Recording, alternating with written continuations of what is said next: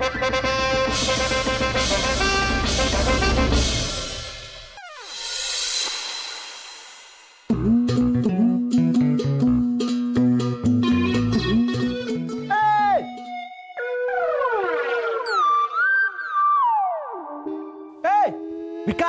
महल में कहां घुसे चले आ रहे हो? चलो बाहर, बाहर चलो। लीजिए, आप भी धोखा खा गए। हम बादशाह अकबर हैं। अच्छा, तुम बादशाह अकबर हो, तो हम भी राजा बीरबल हैं। अरे हम सच में बादशाह अकबर हैं। हाँ, तो हम सच में राजा बीरबल हैं। अरे आप हमें पहचान नहीं रहे हैं। हमें अकबर अकबर पहचानिए, हमें बादशाह अकबर। पहचाना? हाँ। पहचाना? तुम वही हो ना जो पहले अकबरी चौक पर भीख मांगा करते थे और एक बार हमारी मूंगफली चुरा कर भाग गए थे? हाँ? चलो बाहर, बाहर चलो। गुस्ताख, हम आपको मूंगफली चोर दिखाई देते हैं। अच्छा हुआ शहजादे सलीम आप आ गए। ये हमें पहचान ही नहीं रहे हैं। जरा इन्हें बताइए हम कौन है, बताइए। छी छी छी छी छी, ये तो हमारे लिए डूब के मरने वाली बात है। अरे शाही खून है हम। तुम मुगलिया दरबार के दरबान होकर एक भिखारी को नहीं पहचान पा रहे हो? भिखारी नहीं है हम आपके अब्बा हुजूर हैं, आपके वालिद बादशाह अकबर। माना कि तुम्हारी शक्ल हमारे अब्बा हुजूर से मिलती है, लेकिन तुम हमारे अब्बा हुजूर हो ही नहीं सकते। अरे हमारे अब्बा हुजूर तो अव्वल दर्जे के कंजूस, अपनी औलाद को निकम्मा और नाकारा कहने वाले निहायत ही अजीब इंसान है वो। हम अकबर हैं। अगर आप हमारी शक्ल से नहीं पहचान पा रहे तो हमारी शख्सियत को देखिए। हमारा नूर, नूरे चमन, हमारी बुलंदी देखिए। अरे पहले अपना कद तो ऊंचा कर लो, फिर बुलंदियों को छूना। बाहर निकालो इसे। हट। ये देखिए,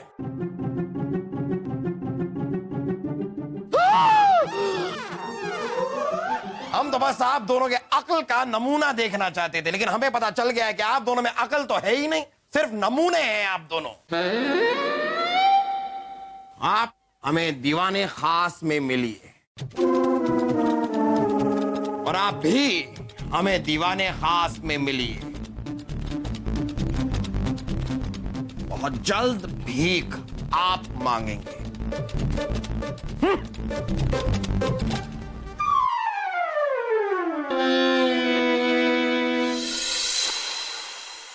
बाअदब, बामुलाहिजा होशियार, सोने के बिस्तर पे सोने वाले, चांदी की चम्मच से खाने वाले, हीरो का हार पहनने वाले, अमीरों से अमीर, धनवानों से धनवान, बादशाह जलालुद्दीन मोहम्मद अकबर भिखारी बने हुए पधार रहे हैं।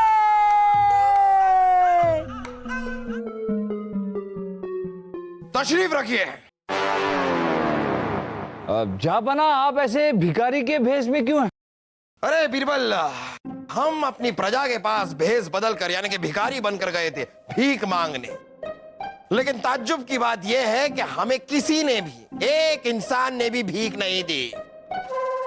जहांपना, हमारी जनता इतनी भी कंजूस नहीं है कि आपको भीख तक ना दे सके।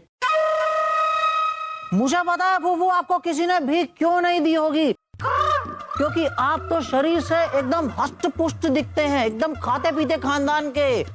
अरे भीख मांगने वाले तो एकदम ये मरियल खानदान के दिखते हैं ऐसे। हाँ अब्बा हुजूर, और आपने भीख भी अपने शाही अंदाज में मांगी होगी। हमें अल्लाह के नाम पे रोटी दो। खामोश खरगोश। जापाना, पर ऐसे भेष बदल कर आप देखना क्या चाहते थे? अरे बीरबल, हम सिर्फ ये देखना चाहते थे कि हमारी प्रजा में कितनी समृद्धि और संपन्नता है कि जब एक भिखारी उनके दरवाजे पर आता है तो वो उसे भीख दे पाते हैं या नहीं। हमें ये देखकर बहुत दुख हुआ कि हमारी सारी प्रजा एक मुफलिसी की जिंदगी जी रही। ये देखकर एक राजा को कितना बुरा लगा होगा, सोचिए। आप लोग हमें कोई ऐसा तरीका बताइए जिससे अपनी प्रजा की इस मुफलिसी को हम दूर कर सके। हम चाहते हैं कि जब भी कोई भिखारी या कोई भी उनके द्वार पे जाए तो वो खाली हाथ ना लौटे। क्या सोचते हैं आप लोग, क्या विचार हैं आप? जहांपना, इंसान की 3 मुख्य आवश्यकताएं होती हैं, रोटी, कपड़ा और मकान, जिसे केवल धन से ही प्राप्त किया जा सकता है। हमें प्रजा की धन से मदद करनी चाहिए ताकि उनका जीवन स्तर सुधर सके। जापना, हम वजीर आजम बलदेव जी की बात से बिल्कुल सहमत हैं, लेकिन हमारी राय इस बारे में कुछ और है। जापना, धन देकर हम कुछ समय के लिए अपनी प्रजा की मदद कर सकते हैं, लेकिन हमें लंबे समय तक हमारी प्रजा की मदद करनी है तो हमें उन्हें ज्ञान का वरदान देना होगा। बीरबल जी, ज्ञान तो धन से भी प्राप्त किया जा सकता है। बलदेव जी, लेकिन ये कैसे पता लगेगा कि जो धन हम दे रहे हैं उससे लोग ज्ञान प्राप्त कर रहे हैं? राजा बीरबल, जब लोगों को भूख लगेगी तो किताबें खाएंगे क्या? जापना, इंसान का पेट भरा रहेगा तब वो आगे की सोचेगा ना। आप दोनों का तर्क अपनी अपनी जगह सही है। हम आप दोनों को 7 दिन का वक्त देते हैं। 7 दिन में आप अपने इस तर्क को साबित कीजिए। देखना है हमें कि धन बढ़ा या ज्ञान।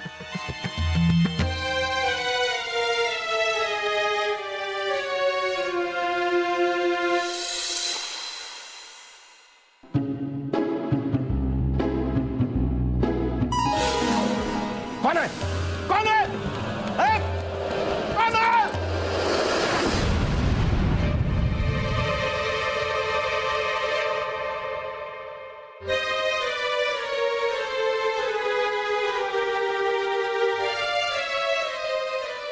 लगता है ये कोई पैगाम है, लेकिन इसकी भाषा समझ में नहीं आ रही है, शब्द भी समझ में नहीं आ रहे हैं। इस पैगाम को किसी न किसी से पढ़वाना होगा। लगता है ये जरूर कोई न कोई महत्वपूर्ण पैगाम है, तभी तो गोपनीय तरीके से यहां रखा गया है।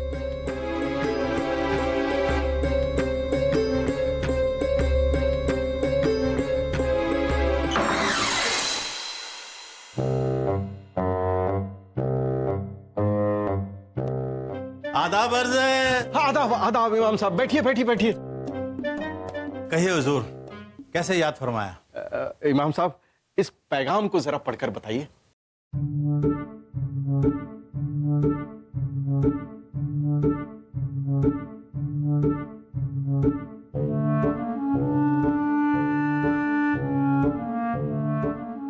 माफ कीजिए हुजूर, हम ये पैगाम पढ़ नहीं पाएंगे। क्यों क्यों इमाम साहब? इमाम साहब, इसे पढ़ने के लिए आपको जितना धन चाहिए, जितना भी धन चाहिए, हम आपको देने को तैयार हैं। अरे हुजूर, आपके धन दे देने से हमें ये भाषा थोड़ी आ जाएगी। जब हमने इस भाषा को पढ़ा ही नहीं तो हम ये पैगाम कैसे पढ़ सकते हैं? लेकिन इमाम साहब, आपने कहा था कि आपको बहुत सारी भाषाएं आती हैं। हाँ, हमने कहा था हमें बहुत सारी भाषाएं आती हैं, पर हमने ये तो नहीं कहा ना कि हमें सारी भाषाएं आती हैं। जब हमें इस भाषा का ज्ञान ही नहीं तो हम इसे पढ़ कैसे सकते हैं? अच्छा,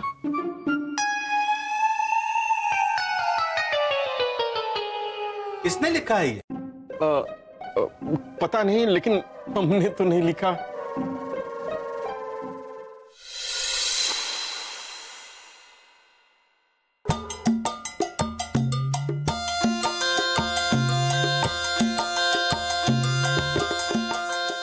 बलदेव जी, छोड़िए। हाँ, हम तो उम्मीद तो छोड़ ही चुके हैं। अरे उम्मीद नहीं, यूं मुंह लटकाना छोड़िए और बताइए हमें आपकी परेशानी क्या है। बात ये है कि ये छोड़िए बलदेव जी, अगर आप नहीं बताना चाहते तो कोई बात नहीं। नहीं, हम ये कह रहे थे कि इसमें जो छोड़िए ना, आप मत बताइए, हम आपको बताते हैं। आपको पता है हम किससे मिलकर आ रहे हैं? एक बहुत ही बड़े बाबा पंडरीनाथ आए हुए हैं, जो बहुत ही ज्यादा ज्ञानी हैं। बाबा पंडरीनाथ, ये कौन है? अरे ज्ञानी छोड़िए, वो तो सर्व ज्ञाता है। दुनिया का कोई भी ज्ञान उनसे अछूता नहीं है। हाँ, 100 से भी ज्यादा देशों की भाषाओं का ज्ञान है उन्हें। बहुत ज्ञानी है। 100 से भी ज्यादा भाषाओं का ज्ञान है उन्हें। कहाँ है वो? शाही बाग में बैठे हुए हैं। शाही बाग में? अब तो ये पैगाम पढ़ने का इंतजाम तो हो ही गया। एक दिन में कितने कोस पैदल चलती हो? ये तुम्हारे पीछे कौन है? तुम्हारी बहन? कितनी बड़ी हो गई। बाबा की जय हो। जीते रहो। बाबा आप किससे बातें कर रहे हैं?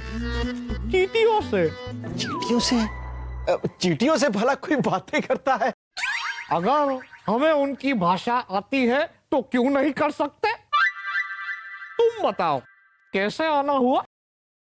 बाबा हमें पता चला है कि आपको बहुत सारी भाषाओं का ज्ञान है, इसलिए हम ये पैगाम पढ़वाना चाहते हैं। ये पैगाम तो हम पढ़ लेंगे, पर दक्षिणा स्वरूप में 1000 सोने की मुद्राएं लेंगे।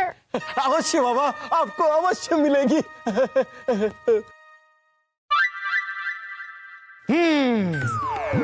ये तुम्हारे किसी शुभ चिंतक ने लिखा है। क्या लिखा है बाबा?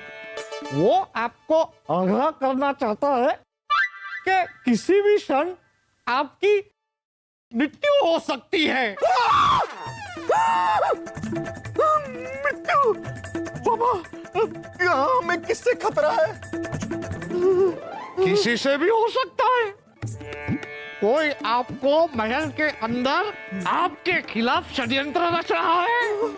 कोई भी हो सकता है, कोई बाहर का, कोई अंदर का, या कोई महल का। आपको किसी पे भी शक हो जो आपको मारना चाहता है, उसे आप धन दे दो। दे दो, धन दे दो, धन दे दो। कम से कम धन के लिए वो आप पे हमला नहीं करेगा, उससे उसका षड्यंत्र असफल हो जाएगा। धन जाएगा तो चलेगा, जान तो बच जाएगी, बच जाएगी, बच जाएगी।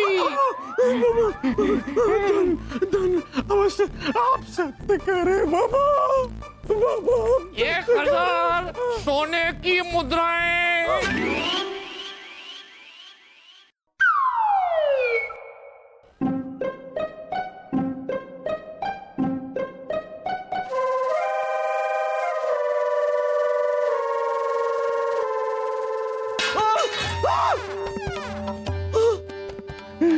बाबा पंडितनाथ की बात सच हो गई। इस सिपाही ने तो हम पर जानलेवा हमला किया। हमें उनकी सलाह के अनुसार इसे धन से खुश कर देना चाहिए ताकि ये हम पर दोबारा हमला न करे। ये लो।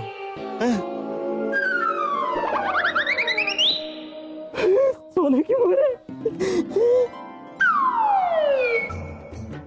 आज बलदेव जी इतने दरिया दिल कैसे हो गए? हाँ, लगता है भाला गिरने को वो शान में इस्तिकबाल समझ बैठे।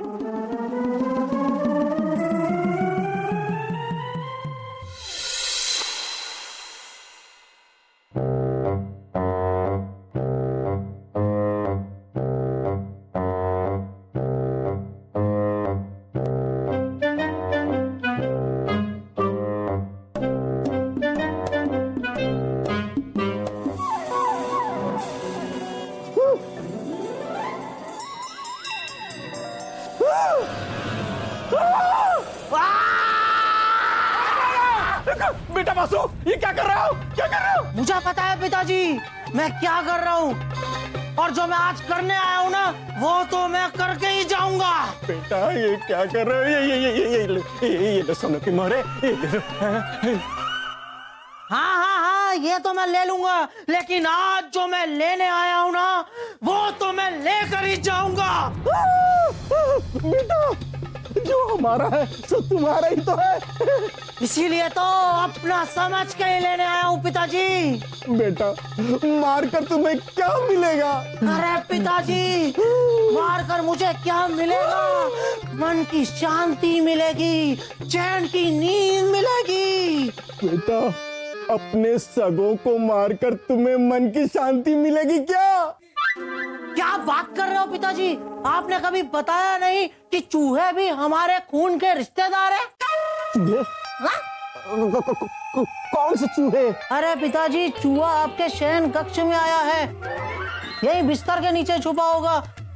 उसे ही मारने के लिए तो मैंने अपने हाथ में ये तलवार ली थी। अरे मैं ये क्या अनर्थ करने जा रहा था पिताजी? अपने हाथ से अपने रिश्तेदारों का खून करने जा रहा था। बेटा, तू चूहे को मारने की बात कर रहा था? हाँ हाँ पिताजी, लेकिन अब मैं बहुत शर्मिंदा हूँ पिताजी, बहुत शर्मिंदा हूँ। कहाँ है वो चूहा? मैं उससे हाथ जोड़ के उसके पैर पकड़ के और उससे माफी मांगना चाहता हूँ।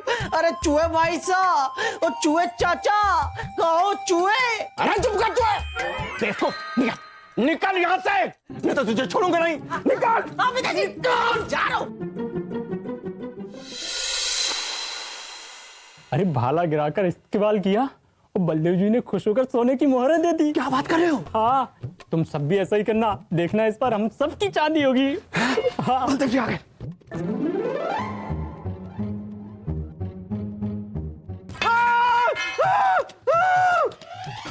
लगता है ये लोग भी मिले हुए हैं, हमें भाग जाना चाहिए।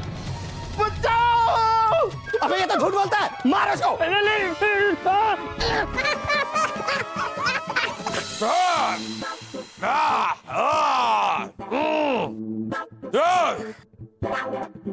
आज हमारे बेटे शहजादे सलीम कहाँ रह गए? मुझे पता है पुप्पू, सलीम भाई साहब बाहर बागीचे में चिड़िया गिन रहे हैं। उन्होंने संदेशा भिजवाया है कि वो आज यहाँ नहीं आएंगे। ओहो, और सारी चिड़ियाएं बैठकर उनकी गिनती का इंतजार कर रही हैं। अरे नहीं नहीं पुप्पू, बहुत मुश्किल काम होता है ये। कुछ चिड़िया बैठी हैं, कुछ उड़ गई, कौन सी गिनी कौन सी नहीं गिनी कुछ समझ में नहीं आता है, तभी तो वक्त लग रहा है। तो ये कर क्यों रहे हैं?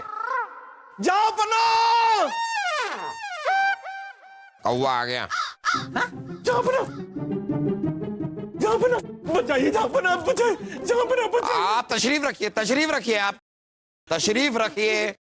आप हमें बताइए, हम आपको किससे बचाएं? मुझे पता है पुप्पू, पिताजी चूहों से बचने की बात कर रहे होंगे।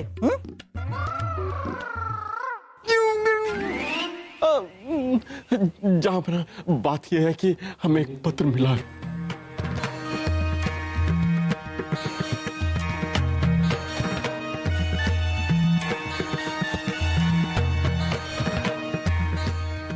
बीरबल, आपको क्या लगता है कौन हो सकता है इसके पीछे? माफ कीजिएगा जहापना, पर इस सब के जिम्मेदार हम हैं। क्या?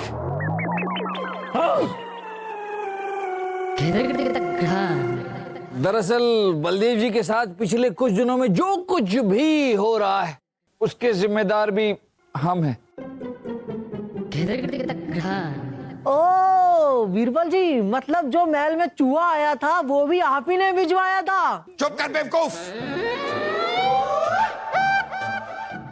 नहीं, हमें लगा कि आपकी हालत ये कहने की नहीं होगी, इसके लिए हमने सोचा कि आपकी जिम्मेदारी हम पूरी कर दें। आप बुरा मत मानिएगा।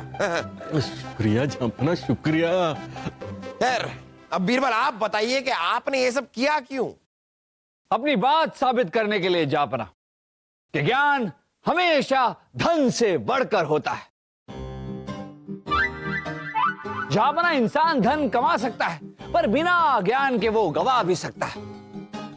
धन के बिना इंसान सुखी रह सकता है, मगर ज्ञान के बिना कभी सुखी नहीं रह सकता। जरूरत पड़ने पर धन खर्च करके खत्म हो जाएगा, मगर ज्ञान हमेशा आपके साथ रहेगा। ज्ञान आप जितना बांटो उतना और बढ़ेगा। अगर बलदेव जी के पास भाषा का ज्ञान होता तो उन्हें इतनी परेशानियां ना होती और ना ही उन्हें धन लुटाना पड़ता। बलदेव जी, क्या अब भी हमें ये साबित करना होगा कि ज्ञान धन से बढ़कर होता है। फिर हमारे धन का क्या हुआ? आपका धन सुरक्षित है बच्चा।